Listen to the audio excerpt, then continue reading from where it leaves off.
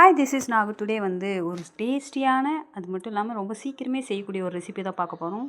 இது இட்லி, பூரி, சப்பாத்தி, தோசை எல்லாத்துக்குமே தொட்டுக்கலாம்.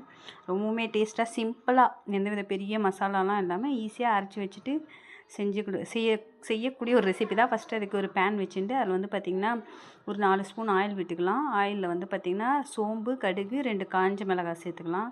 சேர்த்துட்டு பார்த்திங்கன்னா நல்லா பொரிஞ்சு வந்ததுக்கப்புறம் ரெண்டு பெரிய வெங்காயம் சேர்த்துக்கிறேன். அது நல்லா வதங்கட்டும். வதங்கினதுக்கப்புறம் இஞ்சி பூண்டு பேஸ்ட்டு சேர்த்துக்கிறேன்.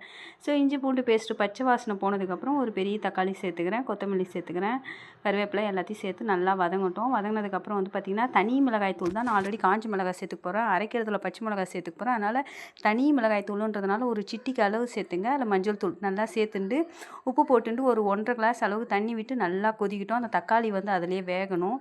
அதுக்கப்புறம் பார்த்திங்கன்னா தேங்காய், சோம்பு, முந்திரி போட்டுட்டு நல்லா நைஸாக அரைச்சி எடுத்துக்கிறேன்.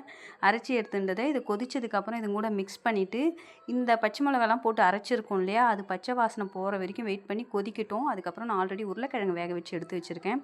அந்த வேக வச்ச உருளைக்கிழங்கை இது கூட மசிச்சு சேர்த்துக்கிட்டாலும் சரி, ஏன்னா இது நல்லா பூ போல் வெந்து போச்சு. ஸோ இது கூடவே நல்லா கலந்துரும். ஸோ நம்ம மசிக்க வேண்டிய அவசியமே கிடையாது. இந்த உருளைக்கிழங்கு இது கூட மிக்ஸ் பண்ணிவிட்டு ஒரு 5 நிமிஷம் போல் கொதிக்க வச்சு எண்ணெய்லாம் பிரிஞ்சு வர அந்த ஸ்டேஜில் இறக்கிட்டா சூப்பரான ரெசிபிங்க. ரொம்ப டேஸ்ட்டாக இருக்கும். ட்ரை பண்ணி பாருங்கள். இது வெங்கட் பட் சார் அவருடைய ரெசிபி தான். நான் அவருடைய ரெசிபி பார்த்துட்டு தான் இதை 2-3 டைம்ஸ் செஞ்சதுக்கப்புறம் தான் நான் வீடியோவே போஸ்ட் பண்ணுறேன். தேங்க்யூ ஃபார் வாட்சிங்.